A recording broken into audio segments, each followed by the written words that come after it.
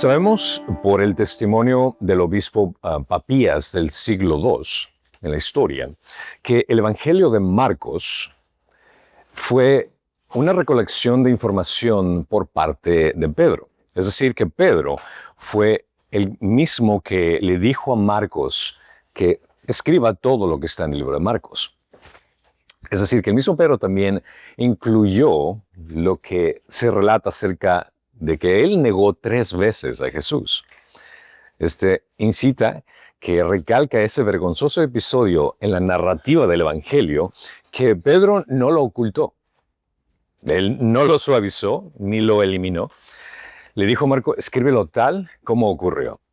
Él mismo ordenó que esta escena apareciera con toda su crueldad para que no olvidáramos lo que Jesús hizo con un pecador restaurado. Mientras el mundo antiguo considera que ocultaba los errores de los héroes, y cualquiera que analiza la Biblia diría, ¿por qué vas a ocultar un error cuando realmente ese error resalta no la persona, sino específicamente lo que quería hacer aquí Pedro? Él entendió que su historia no era acerca de su cobardía. El relato acerca de Pedro y negarlo a Jesús 3 veces no se trataba del enfoque de Pedro, sino sobre la gracia de Cristo. Así que cada vez que Pedro relataba este episodio lo hacía no para su vergüenza, sino para exaltar la fidelidad de Cristo frente a la fragilidad humana. Esto nos lleva al texto de Mateo 26, del 69 al 75, donde no solo veremos el colapso de un hombre, sino el amanecer del arrepentimiento que cambiará el curso de la historia acerca de cómo una persona que ha caído tiene que responder. Aquí comienza el relato no del fin de Pedro, sino el comienzo de la gracia que lo restauró y lo convirtió en el ejemplo de recibir el perdón de Dios. Así que abran sus Biblias a Mateo capítulo 26, del 69 al 75. Y dice la palabra. Pedro estaba sentado fuera en el patio, y una sirvienta se le acercó y dijo, «Tú también estabas con Jesús, el Galileo». Pero él lo negó delante de todos ellos, diciendo, «No sé de qué me hablas». Cuando salió al portal, lo vio otra vez, otra sirvienta, y dijo a los que estaban allí, «Este estaba con Jesús el Nazareno». Y otra vez él lo negó con juramento, «Yo no conozco a este hombre». Un poco después se acercaron los que estaban allí y dijeron a Pedro, «Seguro que tú también eres uno de ellos, porque aún tu manera de hablar te descubre». Entonces él comenzó a maldecir y a jurar, «Yo no conozco al hombre». Y al instante un gallo cantó. Pedro se acordó de lo que Jesús había dicho, «Antes de que el gallo cante, me negarás 3 veces». Y saliendo fuera, lloró amargamente. Señor, fuente de toda luz, con tu palabra nos iluminas y te pedimos, Señor, que derrames en mí, sobre todo el espíritu de sabiduría y comprensión para poder, este pecador, Señor, enseñar apropiadamente de tu palabra. Te ruego que los corazones de los que escuchan, Señor, lo que vamos a estudiar hoy estén listos y mientras nuestras mentes estén atentas, Señor, podamos contemplar de tu gracia. Por honor y gloria de tu nombre te lo pedimos en Cristo Jesús. Amén. Vemos que este evento se encuentra también en todos los evangelios. Esto es algo que recalca el aspecto de la sinceridad y la honestidad que tiene la palabra de Dios, en no ocultar la caída de aquellos que nosotros podríamos considerar de alguna otra forma como aquellos héroes de la fe. Pedro, siendo un apóstol, siendo el líder de los apóstoles, diríamos, bueno, sería un buen ejemplo, ya que está siendo uno de los representantes de los apóstoles, pero aún así su caída fue muy grave. Debemos recordar que los eventos que sucedieron antes de este evento se encuentran en Mateo 26, 33, que vale la pena recordar.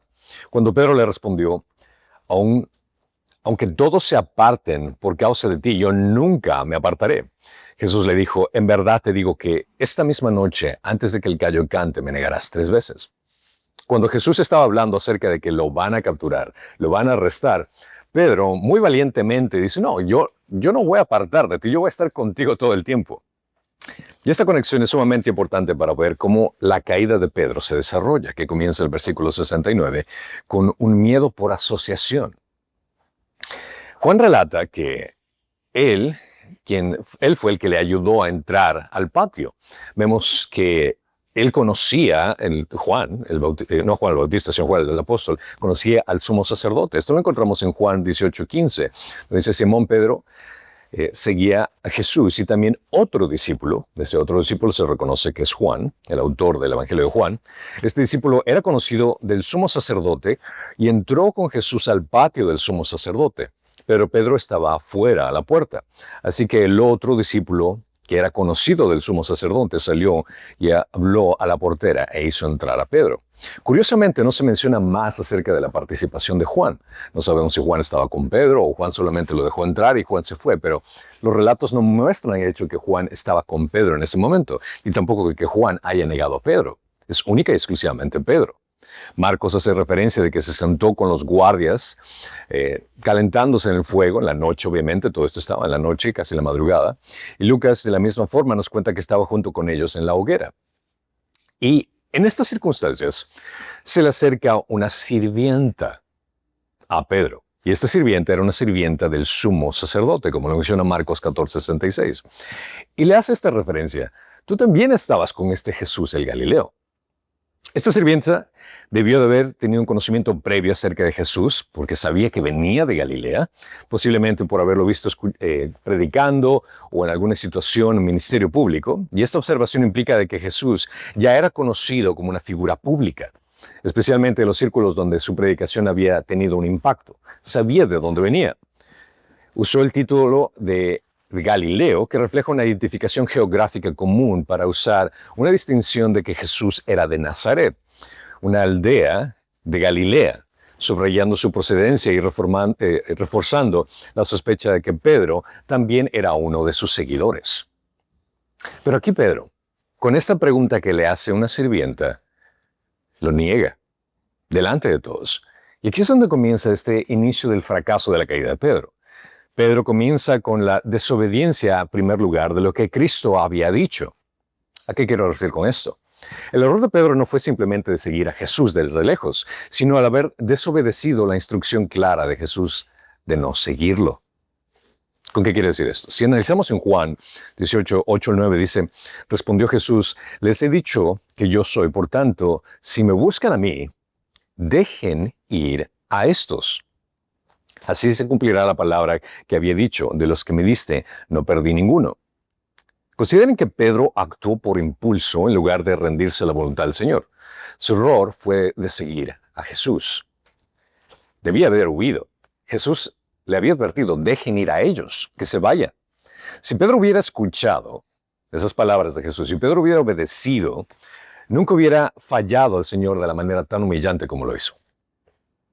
Ese descuido espiritual también funcionó para parte de su caída, de ese colapso moral. Recuerden que cuando él estaba con Jesús en el jardín de Getsemaní, Pedro no veló ni oró cuando Jesús le pidió específicamente que esté orando. Su sueño espiritual lo dejó vulnerable ante la tentación.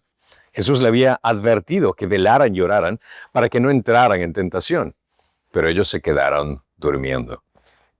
Consecuentemente entraron en la tentación, y ahí es donde comienza el desmoronamiento de Pedro. La fidelidad de Cristo requiere dependencia diaria del Espíritu, no solo intención humana. Y lamentablemente Pedro era una de esas personas que actuaba por impulso en primer lugar y después consideraba las cosas.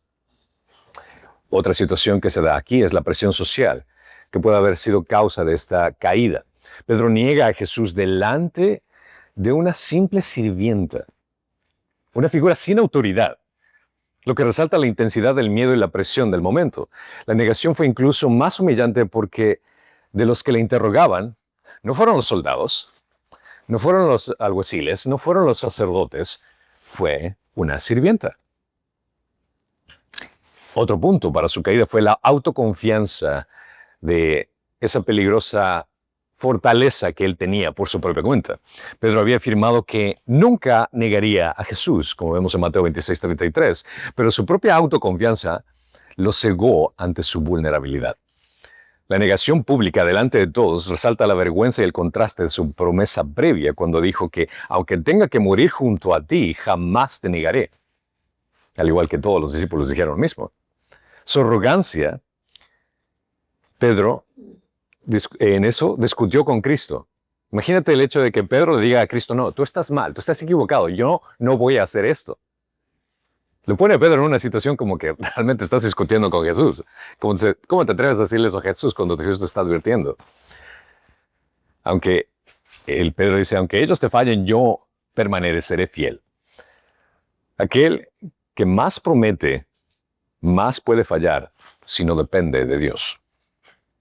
Pedro falla en circunstancias mucho menos amenazantes que enfrenta a Jesús. Considera que Jesús estaba en ese instante frente al concilio, estaba enfrentando a los líderes religiosos y una presión mucho más grande con autoridad que Pedro afuera con una sirvienta. Ten mucho cuidado del orgullo espiritual.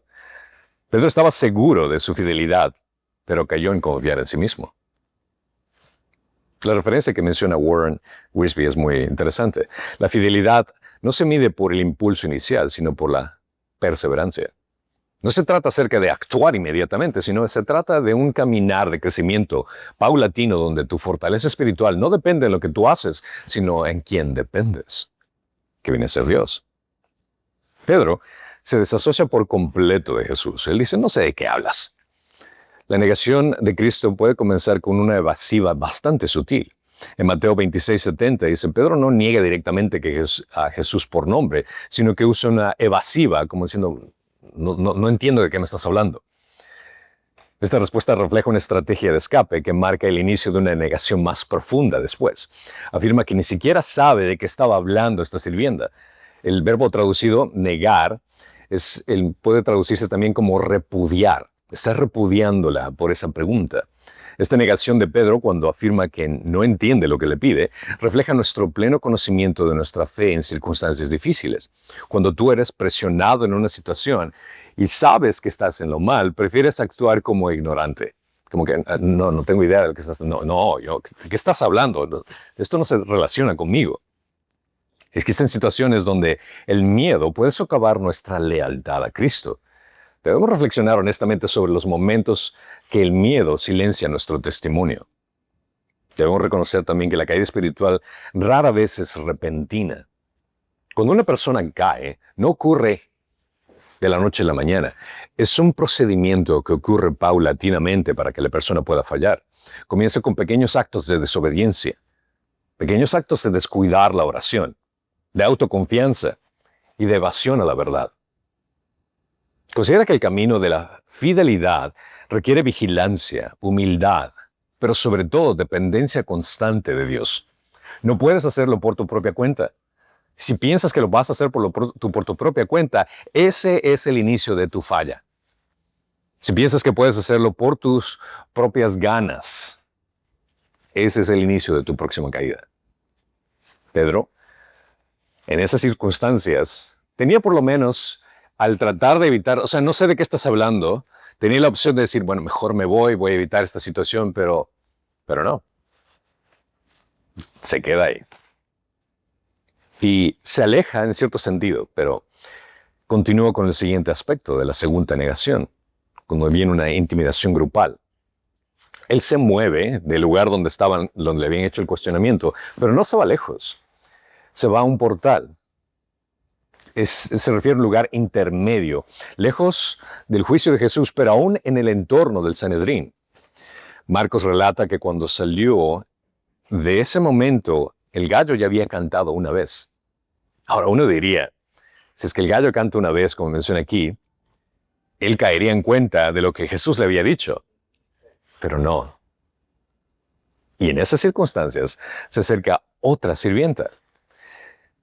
Que el reto venga de esclavas recalca el deterioro de Pedro. No es perseguido nuevamente por soldados, sino es acusado específicamente por alguien que es una figura social menor. Mientras que Cristo permanece fiel y veraz incluso ante el poder romano y religioso, Pedro, el discípulo principal, es débil y temeroso ante una sirvienta, ante otra sirvienta en este caso. Ahora, consideren que las mujeres y criadas no tenían autoridad legal en esa época, en ese contexto, lo que hace más humillante y revelador el hecho de que Pedro niegue a Jesús ante figuras socialmente menores. El énfasis del texto no es tanto en la identidad de los acusadores, sino en la progresión del colapso interior de Pedro. Es ese contraste teológico entre el hijo obediente que se encuentra enfrentando la verdad y el discípulo caído que está siendo cuestionado y está fallando de esa forma. Este sirviente le dice, esto estuvo con Jesús el Nazareno.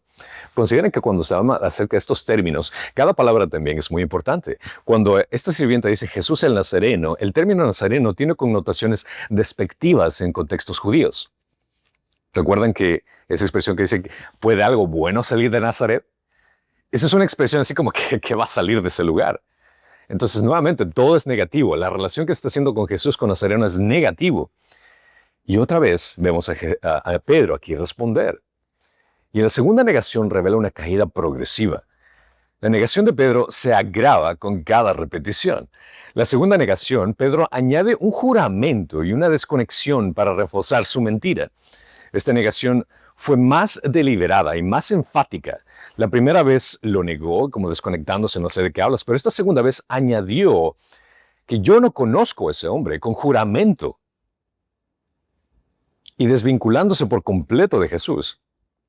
Consideren que esto enseña también el hecho de que un pecado no se detiene con un acto aislado. Cuando uno no se detiene por medio del arrepentimiento, en medio de una situación pecaminosa tiende a incrementarse el pecado. Te voy a dar ejemplos simples, o tal vez que conozcas ejemplos simples de este sentido. Cuando se encuentra a una persona en pecado y se le quiere confrontar, aparte del pecado que se le encontró, comienza a mentir, o comienza a excusarse, o comienza a buscar razones por las cuales se encuentra ahí que no confronta su verdad. Esta es la situación que vemos con Pedro. Pedro pudo haber reaccionado, pero no. Él incrementó más esto. Pero obviamente vemos que ese incremento en estas circunstancias viene a ser por la presión social en la que se encontraba. La acusación de la criada, aparentemente sin poder ni amenaza directa, demuestra que no se necesitaba persecución formal para negar a Cristo. Basta la presión del entorno, o el entorno que se encontraba junto con otros soldados ahí, o tal vez el temor al ridículo, porque realmente el contexto no menciona que hubo una amenaza de arresto, no hubo una amenaza de que lo iban a atrapar y poner junto a Jesús, no hubo espada, solo una acusación de una criada. Y el miedo al rechazo también puede ser el peor problema. ¿Qué es lo que quieres? ¿Quedar bien con la gente? ¿O quedar bien ante Dios? En este caso, Pedro eligió lo opuesto. Porque puede ser que incluso los más valientes nieguen su testimonio por la presión social. Y esto es lamentable, porque lo que estamos haciendo es buscando una alabanza de la gente. Cuando nosotros tendemos a buscar una apreciación de las demás personas, quieras o no, indirectamente es porque estás tratando de buscar alabanza. El hecho de que quieres que la gente tenga buena opinión de ti, el quedar bien con los demás, el querer complacer a los demás, implica que a ti te interesa que la gente te vea bien. ¿Y por qué quieres que la gente te vea bien? Porque quieres quedar en una posición donde la gente te admire. Ah, mira qué buena persona es este individuo. Ah, con esta persona no tenemos ningún conflicto. Él siempre está con nosotros. Él siempre está con nuestras ideas. Y lamentablemente hay personas que tienden a tergiversar sus convicciones de fe solo por quedar bien con la gente. Aquí vemos que Pedro agrava la situación porque él incluye un juramento. Los judíos tenían por costumbre jurar por el templo o por Dios. Sin embargo, hacerlo falsamente era motivo de condena según el Mishnah, que viene a ser la ley oral, y el Torah, que viene a ser lo que nosotros conocemos como el Pentateuco. Pedro usa este juramento para negar a Jesús e involucra el nombre de Dios en su mentira. El uso del juramento marca un avance de degradación moral de Pedro. En el judaísmo del primer siglo, jurar falsamente era un delito gravísimo. Y Pedro no solo repite la negación, sino que intensifica con este juramento, lo cual lo hace moral y religiosamente culpable de perjurio. Involucrar el nombre de Dios en una mentira agrava la falta de espiritualidad. Muestra hasta dónde puede llegar una conciencia cauterizada bajo presión. ¿Qué tan bajo tienes que caer que incluso dentro de tu mentira tengas que incluir una promesa a Dios como para decir que lo que estás diciendo es verdad?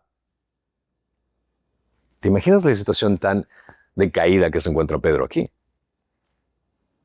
Y él se encuentra pensando que, bueno, voy a estar más seguro para evitar problemas, así que voy a evitar y utilizar esa estrategia que lo condujo a un mayor pecado. Ya que por un lado puede decir, al decir esta mentira voy a sentirme en una situación que en su mente pudo haber pensado, si es que miento no me van a encarcelar, no van a poner con Jesús y en la misma acusación, estoy en un lugar seguro. Eso es prácticamente lo que está pasando en la mente de Pedro.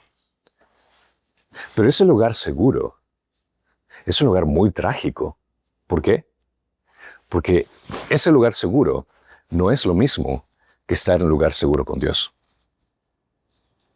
Porque se está apartando específicamente de una protección divina. ¿De qué te sirve el hecho de estar seguro en este mundo cuando tienes un conflicto con el Dios Todopoderoso? ¿De qué te sirve el hecho de estar bien con la gente cuando de pronto estás mal con aquel que le debes tu vida entera? Perspectivas. El temor nos puede hacer racionalizar el pecado como autoprotección, pero solo la obediencia trae verdadera seguridad espiritual. Solo el obedecer a Dios te trae esa seguridad que aún estés en contra del mundo, sabes que estás bien. Porque estás con Dios. Estás tomando decisiones que realmente van de acuerdo a su voluntad. La segunda negación de Pedro enseña que el pecado crece cuando no se confronta. Cuando no te das cuenta en dónde estás, lo que estás haciendo, dónde te encuentras, si es que no lo expones como pecado, lo único que ocurre es que te vas a hundir más. La presión social puede exponer nuestra debilidad espiritual y que el uso del juramento para negar a Cristo revela la gravedad del rechazo deliberado. Dirías, una vez estuvo mal, 2 veces, ok, y con juramento, peor. Pero llega la tercera, con una crisis existencial. Poco después se acercaron otras personas que estaban allí y la gravedad de la situación en la que Pedro se encontraba sigue incrementando y sin lugar a dudas por algo que incluso Juan añade en este contexto. En Juan 18:26 dice, uno de los siervos del sumo sacerdote que era pariente de aquel a quien Pedro le había cortado la oreja dijo, ¿no te vi yo en el huerto con él? Ahora, puedes imaginar el pánico que se encontraba Pedro en este momento. Porque te topas con una persona que es familiar de aquel que le cortaste la oreja y le dices, tú le cortaste la oreja a mi primo. No, en esa situación definitivamente él se desmoronó. Él definitivamente no sabía qué hacer ahí. Puedes imaginar ese pánico que se encuentra. No cabe duda que el reconocerlo en ese sentido, de ese pariente, era ya gravísimo. Y no solo eso, sino que también sus características culturales salieron en flote. Porque uno de esos, tú eres uno de ellos por tu manera de hablar. Ahora, ¿qué tiene que ver la manera de hablar? Recuerda que Marcos nos ofrece esta clarificación cuando dice que Pedro, lo negó otra vez, porque poco después los que estaban allí volvieron a decirle, seguro que tú eres uno de ellos, pues también eres Galileo. Ahora, los galileos eran identificables por su acento, por su forma de hablar. Sería más o menos como el hecho de que estuviéramos todos juntos y de pronto encuentras a alguien que está hablando con un acento colombiano o con un acento argentino. Todos hablamos español, todos nos entendemos, pero identificas claramente a esa persona. Entonces, él ya había pasado con ellos ya un buen tiempo, con todas las personas que estaban a su alrededor, porque Lucas 22:59 menciona que había pasado como 1 hora del que estaba ahí con ellos. Y esto lleva a Pedro a negar a Jesús por tercera vez, pero con más vehemencia. Pedro estaba bajo presión creciente, arrinconado por el escudriño de las personas comunes. Pero aquí lo sube a otro nivel. Él comienza a maldecir y a jurar. La reacción de Pedro, de negación, ahora con juramento y maldiciones, representa un descenso progresivo en la gravedad de su rechazo. El maldecir probablemente significa la palabra en griego invocar maldiciones sobre sí mismo, si es que está mintiendo. Algunos comentaristas incluso van al extremo de decir que incluso esa maldición pudo haberse aplicado a Jesús para desconectarse de él. Que Pedro estuvo maldiciendo a ese hombre como diciendo, ni siquiera tengo relación con él. En el contexto judío, los juramentos eran muy serios y un falso juramento implicaba perjurio, como mencioné anteriormente. Y él decía, yo no conozco al hombre. Ese hombre, en término que Pedro usa para referirse a Jesús, es de forma despectiva, porque hace la connotación de ese hombre, como diciendo, esa persona despectiva que está allá, yo ni siquiera lo conozco. Y en esto, Marcos nos deja saber que cantó el gallo por segunda vez. La negación de Pedro fue una transgresión directa a un acto infame, sin justificación, que lo colocaba bajo la misma advertencia solemne que Jesús había pronunciado anteriormente en Mateo 10:33, que dice, pero cualquiera que me niegue delante de los hombres, qué terrible es esto, yo también lo negaré delante de mi Padre que está en los cielos. Esto significa que Pedro, al negar a Jesús públicamente, se ubicó bajo el juicio declarado por Cristo mismo, que él se lo merecía según el criterio de la justicia divina. Y él debería haber sido negado por Jesús ante el Padre. Sin embargo, la historia no termina aquí. Acto seguido que continúa con Pedro es lo que hace la diferencia, y es ese remordimiento amargo. Leímos al instante, mencionó el gallo, y esto declara fácilmente que la palabra de Jesús era fiel. Jesús dijo, esto iba a ocurrir, y esto fue exactamente lo que ocurrió. Y el quebrantamiento de Pedro, que se dio a este evento al maestro, es algo que realmente, si te pones a analizar, y si es que tú actúas y te pones las sandalias de Pedro en ese momento, después de haber negado a Jesús 3 veces, este es el acto que te quebrantaría lo más profundo del alma. Y Lucas añade este pequeño detalle que hace la diferencia. El Señor se volvió y miró a Pedro. Entonces Pedro recordó las palabras del Señor, de cómo le había dicho, antes de que el gallo cante hoy, me negarás 3 veces. Y saliendo fuera lloró amargamente. ¿Puedes imaginar esa situación? Que hayas negado a Pedro, no solo una, desconectándote, que no sé de qué estás hablando, no solo 2 jurando, no solo 3 y maldiciendo, y desconectándote por completo de una forma derogativa de Jesús. Y de pronto Jesús te regresa a ver en ese momento. ¿Cómo crees que fue la mirada de Jesús con Pedro? Lo más increíble es que la mirada de Jesús con Pedro no fue de odio, no fue de reproche, porque Jesús sabía que Pedro iba a hacer eso, sino fue de amor, fue de misericordia. Eso es lo que hace una gran diferencia, lo que quebró por completo a Pedro. No fue la acusación, sino la mirada de Jesús lo que quebró a Pedro. La restauración se dio por la mirada de Cristo que provocó ese quebranto. Esa mirada de Jesús a Pedro fue esa espada bañada de misericordia. Esa espada que veía Pedro con unos ojos como un padre ve a un hijo que ha hecho algo malo y sabe que el hijo ha hecho algo terrible, pero el padre lo ve con amor. Le dice, yo lo sé, y aún así te amo. Ese es el mismo Dios que te ve a ti, de esa misma forma, que sabe exactamente todo lo que haces y aún así te dice, yo te amo, a pesar de lo que has hecho. Él salió a llorar amargamente. Eso es una expresión de llanto intenso, de dolor profundo, de remordimiento genuino. La reacción inmediata de Pedro muestra la eficacia del arrepentimiento cuando se confronta con la verdad divina. Considera que nosotros, y puedo atreverme a decir que cada uno de nosotros, no venimos a Cristo por la ley. No fue a leer los 10 mandamientos y decir, wow, qué increíble este Dios, yo quiero seguirlo porque mire las normas y las leyes que me pone hasta acá que yo ni siquiera puedo cumplir. sino que fue su misericordia y su gracia lo que te trajo arrepentimiento. Y esa es exactamente la mirada de Jesús a Pedro, de misericordia y gracia, que lo trajo a Pedro a arrepentimiento. La acción del recuerdo precede el llanto, indicando el proceso espiritual en el corazón de Pedro. Esta escena nos permite contemplar la gravedad del acto y la profundidad de la misericordia de Dios que guía a Pedro a ese arrepentimiento. Él comienza a llorar públicamente como un hombre adulto, lo cual era una señal de arrepentimiento auténtico en el mundo antiguo. Los hombres no lloraban en ese entonces públicamente para declarar esa vergüenza. Las lágrimas de Pedro fueron el primer bautismo de la restauración. Pedro salió de ese lugar, pero el amor de Cristo lo siguió. Continuó con él. No lo dejó solo. No todos los que lloran se pierden.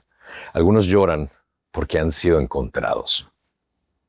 ¿Cuántos de nosotros se nos ha abierto esa represa en nuestro corazón que muchas de las cosas que a veces antes ni siquiera podíamos considerar así como que no me interesan absolutamente nada, pero ahora son cosas que cuando te hablan acerca de la misericordia, la gracia, de pronto te quebrantan porque reconoces algo tan hermoso que no podías entender antes?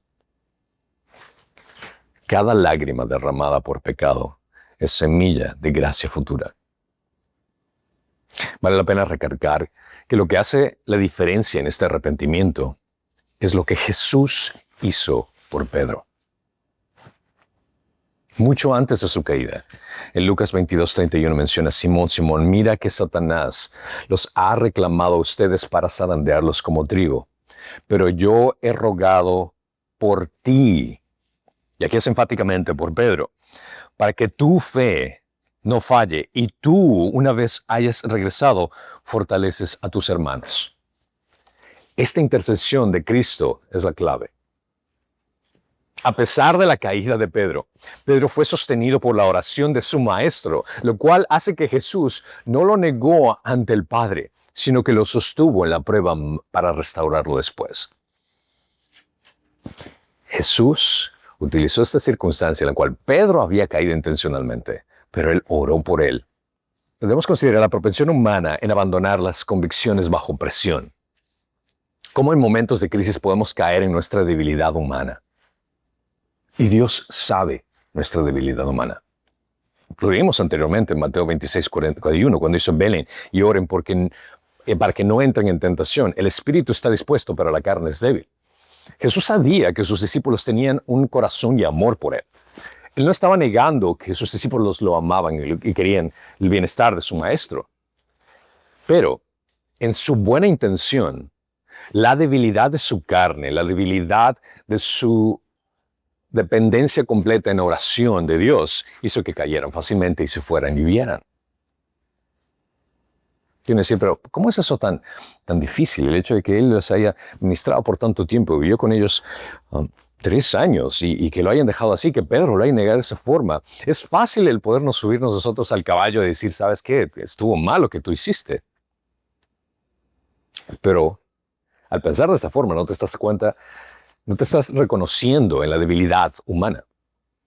Y te voy a dar un ejemplo sumamente sencillo para que te des cuenta de tu debilidad humana. ¿Cuántos de ustedes han intentado ponerse en dieta? Ejemplo sumamente sencillo. Porque lo que ocurre que es cuando tú comes, inmediatamente tu pensamiento te dice: no, yo voy a evitar comer la siguiente vez, no hay ningún problema, voy a estar saludable y voy a tomar la dieta a partir de aquí adelante. Ok, tu cuerpo está lleno, obviamente vas a pensar de esa forma. Pero ¿qué pasa cuando tu cuerpo ya comienza a pedir comida y de pronto se te presenta una hamburguesa enfrente de ti saludable y comienzas a oler y a percibir eso y de pronto tu carne, tu cuerpo comienza a debilitarse? Es como que una probadita. Pero de pronto no es una probadita, sino que te acabas toda la hamburguesa. Eso es solo para darte un ejemplo tan simple como es el hecho de el comer. Pero considera que cuando tú tienes los nutrientes necesarios en tu cuerpo, ya no vas a necesitar el hecho de ansiar algo que no es provechoso para tu cuerpo. De la misma forma, cuando tú tienes nutrientes espirituales, cuando tú tienes un convivio con Dios, cuando tú oras con Él, cuando tú conoces de su palabra, cuando tú estás en un grupo, en una congregación donde te alimentas mutuamente, donde puedes compartir tus éxitos, tus fracasos, donde la gente puede dar por ti, donde tú estás en un ambiente donde tú estás desarrollándote espiritualmente y eres maduro espiritualmente, es mucho menos la opción de que puedas caer, porque estás espiritualmente desarrollándote a ese nivel. Pero si te desconectas, si dejas de orar, si dejas de leer la palabra, vas a estar muriéndote de hambre espiritualmente, que va a ser mucho más fácil para que tú caigas. Pero lo hermoso del caso es el hecho de que, aun cuando llegamos a estas circunstancias, podemos conectarnos con un Dios que nos entiende. En Hebreos 4:15 menciona, porque no tenemos un sumo sacerdote que no pueda compadecerse con nuestra flaqueza, sino uno que ha sido tentado en todo como nosotros, pero sin pecado. Es decir, que en tu debilidad puedes conectarte con Él y Él te entiende. Él sabe lo que estás pasando. La experiencia de Pedro sirve como lección conmovedora sobre la fragilidad de nuestro compromiso con Cristo y la necesidad de estar vigilantes en nuestro caminar junto con Él. El arrepentimiento que experimentó Pedro, gracias a la misericordia y gracia de Cristo, es la semilla de la restauración. El llanto amargo fue seguido por el perdón y el llamado de ser renovado. Ese fracaso de Pedro fue profundo, sin lugar a dudas. El fracaso de Pedro fue como Pedro tomando toda esa tierra en sus manos, apestosa, pero corriendo fuera de él, fuera de Dios. Pero Dios lo encuentra con un océano de gracia que lo inunda a tal punto que todo se elimina. Jesús realmente le otorga algo mucho más allá de lo que él pensaba cuando él lo restaura. Y esto lo leemos en Juan 21, del 15 al 19. Pedro lo niega 3 veces. Jesús, en su amabilidad, en su amor, en su gracia, lo restaura, haciéndole la pregunta 3 veces. Menciona aquí, cuando acabaron de desayunar, Jesús le dijo a Simón Pedro, Simón, hijo de Juan, ¿me amas más que a estos? Pedro. Ahora, entienden, toda esta respuesta es en un Pedro que ha vivido esa experiencia, que negó a Jesús 3 veces y que vio la cara de Jesús, y ahora está hablando con ese Jesús que ha negado, que lo ha perdonado. Sí, Señor, tú sabes que te quiero, le contestó Pedro. Jesús le dijo, apacienta mis corderos. Volvió a decirle por segunda vez, Simón, hijo de Juan, ¿me amas? Sí, Señor, tú sabes que te quiero, le contestó Pedro. Jesús le dijo, pastorea mis ovejas.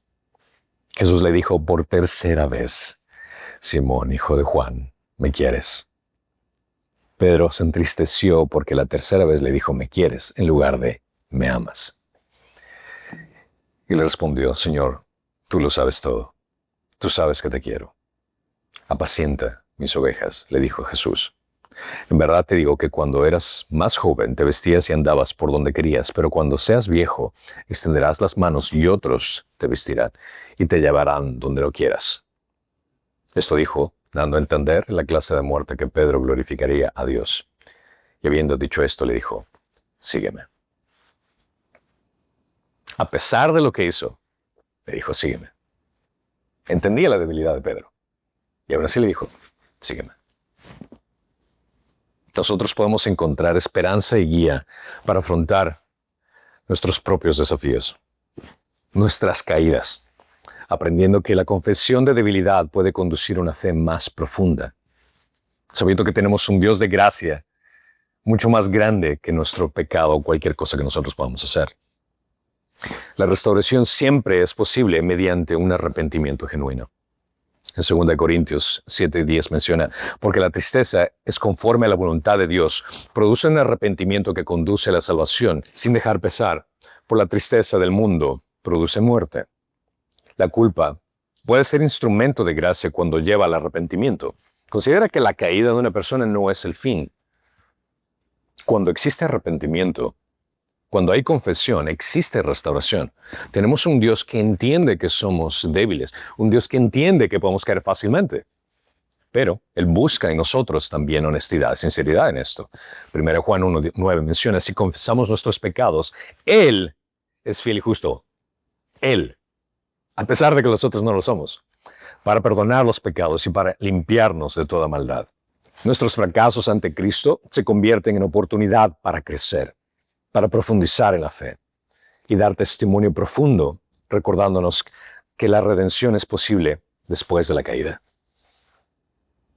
Ese es el Dios increíble que nosotros amamos, que está dispuesto a perdonarnos cuando vamos a Él con un corazón arrepentido.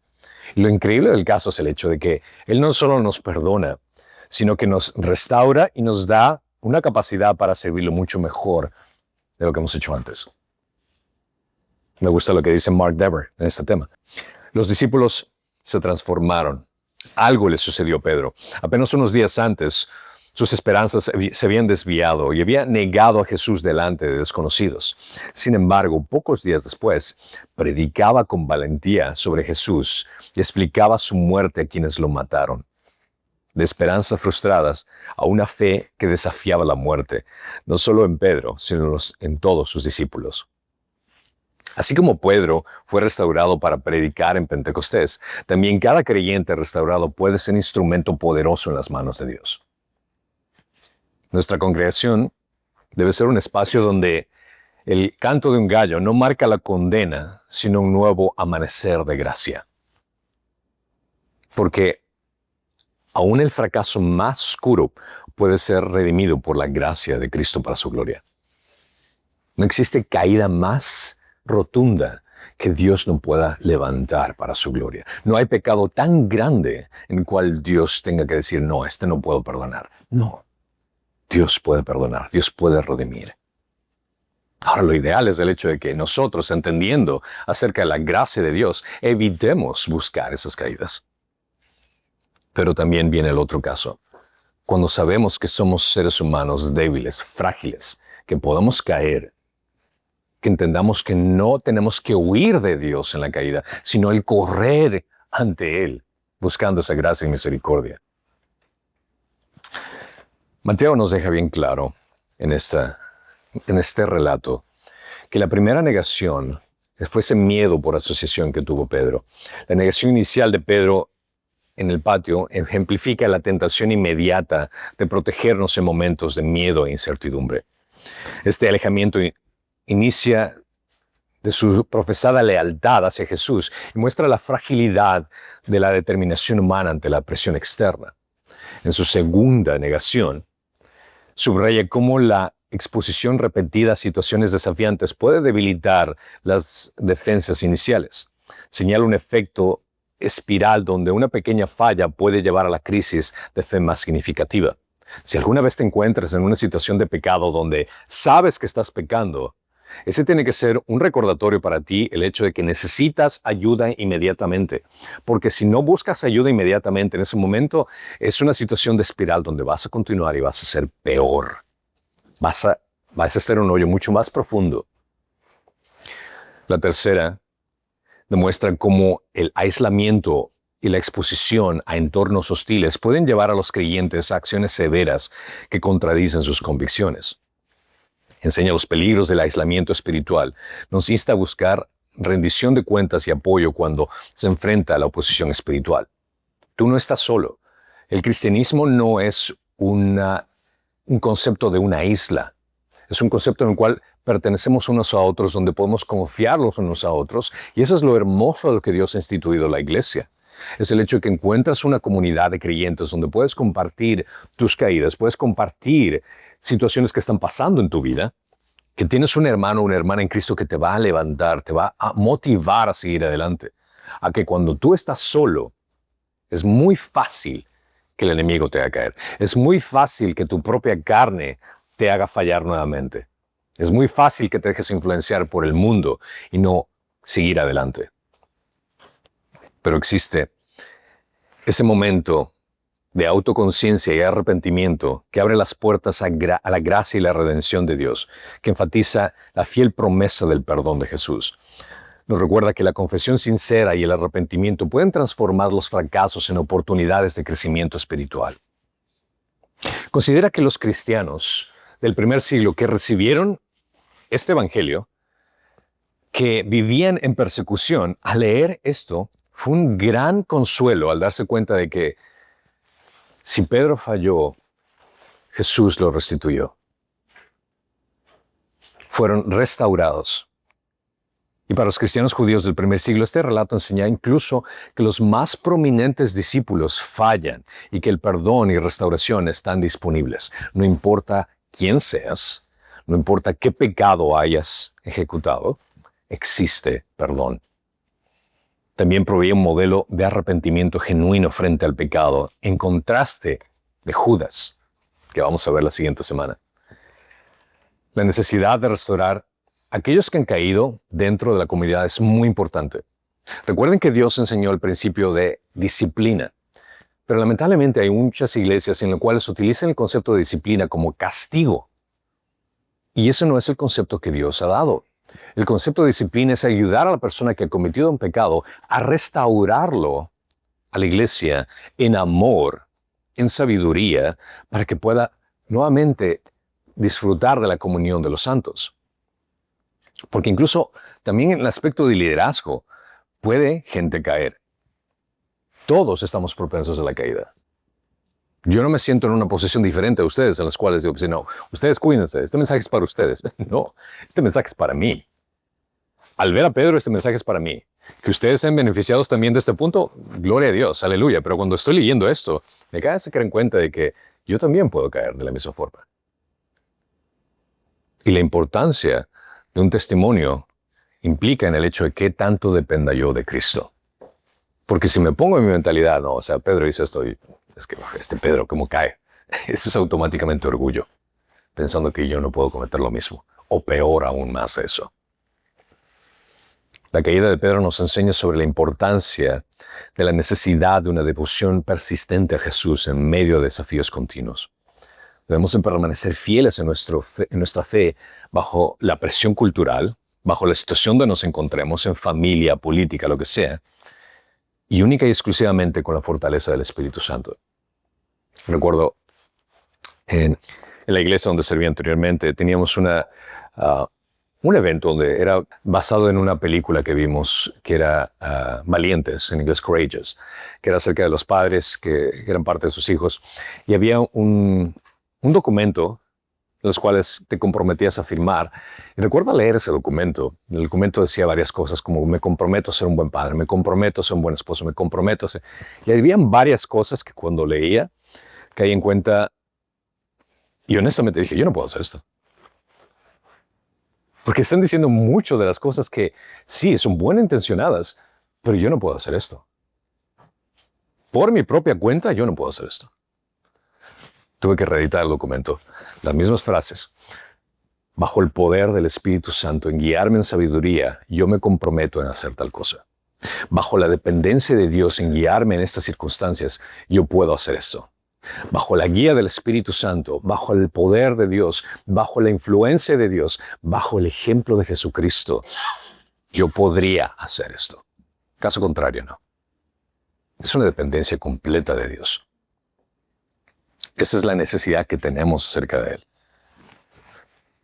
Debemos entender de que somos seres frágiles, de que podemos caer fácilmente y necesitamos una dependencia completa de Dios. Pero cuando existen esas caídas, debemos acogernos a la misericordia y a la gracia que Dios ofrece. Cuando veamos a alguien caer, no debemos de ser como aquellos que apuntan el dedo así, mira lo que hizo esta persona. No, debemos utilizar nuestras manos para levantar a esa persona y ayudarle a caminar nuevamente en la gracia de Dios. Una iglesia madura no es aquella que no tiene caídas. Una iglesia madura no es aquella donde todos están bien y no pecan, sino aquella donde el arrepentimiento lleva a la restauración y al testimonio poderoso. La iglesia no es un museo de santos. La iglesia es un hospital de gente que necesita restauración, de gente que necesita sanación espiritual. Y solo Cristo puede ofrecer esto. Porque aún en el fracaso más oscuro, Podemos ser redimidos por la gracia de Cristo en su gloria. Y cada vez que te encuentres en un momento de tentación y dices que caes en esa tentación, no te dejes engañar por el enemigo como diciendo, acabas de defraudar a Dios. Recuerda la situación. Recuerda a Pedro. ¿Y qué fue lo que Jesús hizo? ¿Cómo Jesús miró a Pedro? ¿Y cuál fue la mirada de Jesús hacia Pedro? Y esa mirada, esa respuesta, es lo que tiene que ser la motivación que te haga correr hacia Él. En corazón arrepentido, humilde, diciendo, Señor, perdóname. El contraste entre la infidelidad de Pedro y la fidelidad de Jesús muestra que nuestra esperanza no está en la constancia del discípulo, sino en la gracia del Maestro. El arrepentimiento de Pedro y su futura restauración encarna el corazón del Evangelio. Cuando hay una caída, en arrepentimiento existe un perdón y una vida nueva, una restauración, con un Dios mucho más grande que cualquier cosa que nosotros podamos hacer. No se trata acerca de la caída de Pedro, se trata acerca de la gracia del Maestro, de la gracia de Cristo, al cual nosotros alabamos y adoramos, y el que consideramos nuestro Señor y Salvador. Amén. Señor, gracias te damos, Padre Santo, por el ejemplo tan increíble de Pedro, que mostraste la naturaleza de este hombre que estuvo contigo por 3 años, que cayó de una forma en la cual nosotros podríamos caer peor. Y Señor, te pedimos que nos fortalezcas con tu presencia en nuestra vida para que podamos ser fieles en nuestro caminar. Gracias, Señor, te damos por el tiempo que nos has dado en poder estudiar este tema. Y te pedimos, Señor, para que nos des esa fortaleza en el futuro y que cuando caigamos, Señor, podamos correr ante ti. Nuestra intención no va a ser caer, pero somos frágiles y podemos hacerlo. Pero el momento en que eso suceda, el recordar, Señor, tu gracia y tu misericordia, para poder ser restaurados y representarte de la mejor forma, Señor, donde tú nos tengas. En Cristo Jesús te lo pedimos. Amén.